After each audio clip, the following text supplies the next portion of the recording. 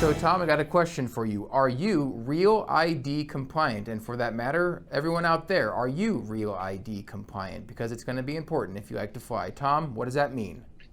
That's a very good question, and I'm happy to say I am doubly compliant because I have a U.S. passport that's still good to fly, and I got an enhanced driver's license from the Washington State Department of Licensing. I and a lot of driver's licensing staffers and airport managers are worried about essentially a train wreck coming this fall at airports, to mix our metaphors, when travelers who weren't paying attention suddenly discovered their ID is no longer acceptable at TSA security checkpoints. So October 1st is 2020 is the deadline. You need to pay attention.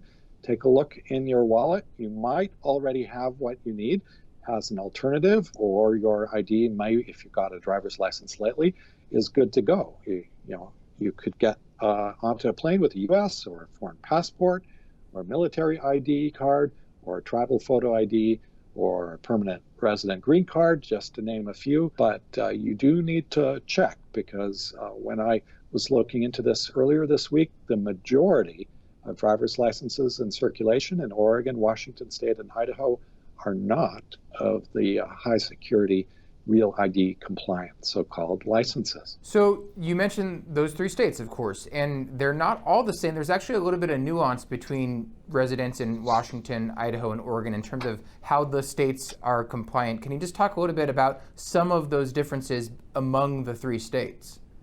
Sure. What happened at the beginning was that all of our Northwest states and others resisted what they considered to be a classic unfunded mandate, which is when the federal government has a bright idea but doesn't give the states any money to carry it out. Over time, just about all the requirements to have higher security licenses, verified documentation, and so forth, to really make sure that you are who your ID says you are, happened because they made sense for states, and they did them when they were making an update to their systems anyway. A divergence, though, has happened between, say, Idaho and Washington State now, in that Idaho decided to make all of its driver's licenses and ID cards henceforth Real ID compliant. Washington State, by contrast, decided to go to a two-tier system. Oregon will do the same shortly, where you can get a cheaper standard driver's license from the state. Doesn't require proof of legal immigration status in Washington State's case, but it's not good for federal purposes like going through airport security.